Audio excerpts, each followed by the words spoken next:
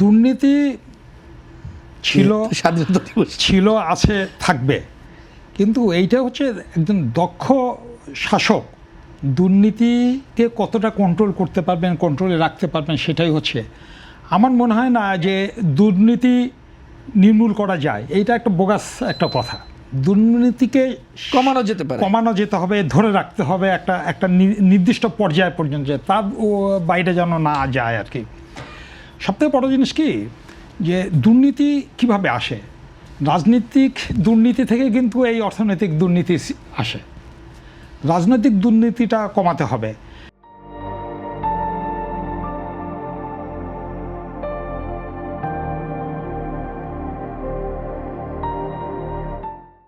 তৈয়দ সাহেব যেটা বলেছেন যে ভয় সাংবাদিক বা মিডিয়ার ভয় না, ভয় হচ্ছে এই রাজনীতি দ্বারা আরোপিত ভয়।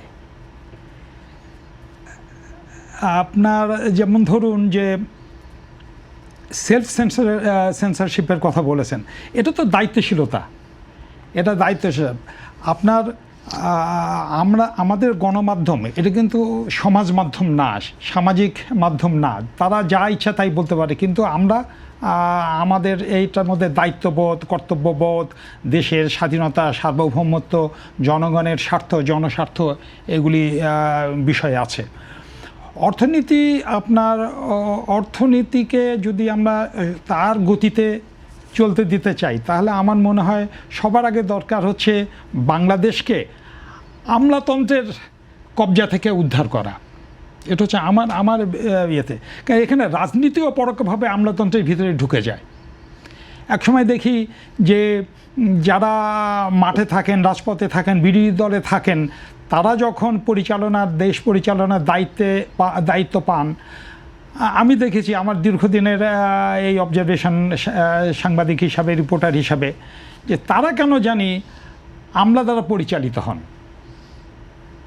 এই যে আমলা দ্বারা পরিচালিত হতে গিয়ে তারা তাদের যে কমিটমেন্ট থেকে, জনগণের যে সম্পৃক্ততা থেকে আস্তে আস্তে নিজের অজান্তে তারা বের হয়ে আসেন, দূরে সরে আসেন।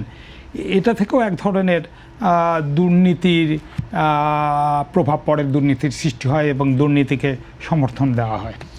এই ক্ষেত্রে এই যে সুশাসন, দুর্নীতির আর কি কমাতে গিয়ে সুশাসন প্রতিষ্ঠা রাজনৈতিক দলগুলোর ব্যর্থতার পেছনে কি কাঠামোগত সমস্যা বেশি, নাকি সদিচ্ছার অভাব থাকে রাজনৈতিক দলগুলোর? দুটোই, তবে কাঠামোগত এটা বেশি সদিচ্ছা যে আছে, মানে স্বাদ এবং সাধ্যের মধ্যে স্বাদ আছে কিন্তু সাধ্য নাই।